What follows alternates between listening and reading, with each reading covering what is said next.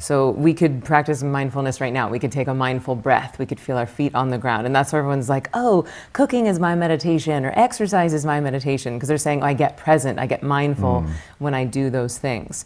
But exercise is not the same thing as the type of meditation that I teach at Ziva.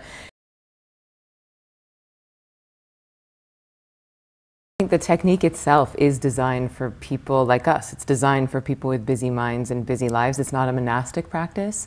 So what do you mean by that? Well, it's not made for monks. And so a lot of the mindfulness that's out there, a lot of the quote-unquote meditation apps are actually teaching mindfulness, which was originally designed for monks, and it's been sort of watered down for a more mainstream audience.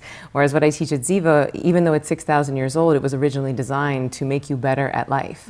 So I think one, it works, and two, I think the delivery, I think partly my Broadway background, I like to make things entertaining. I'm not super into meditation as an identity.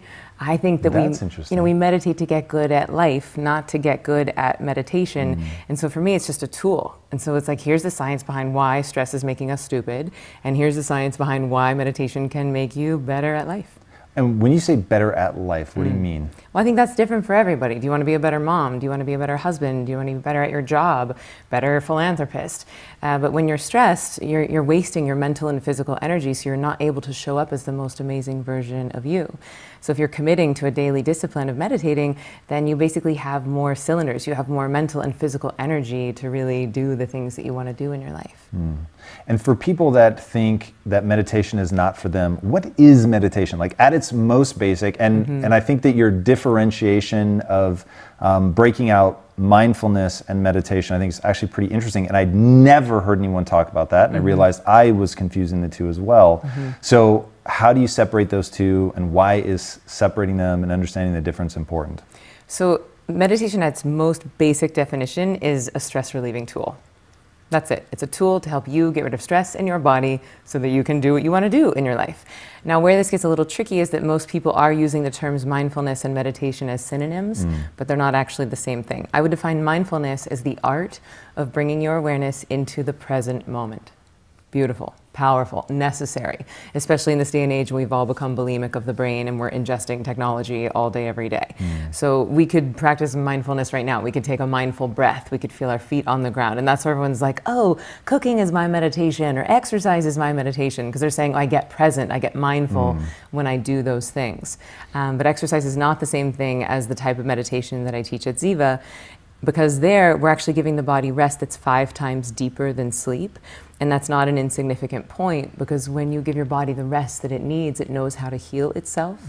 And one of the things that it's healing itself from is stress.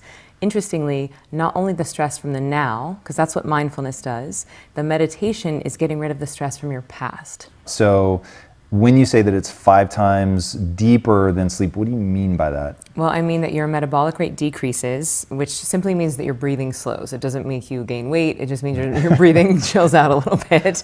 Your heart rate slows and your body temperature cools.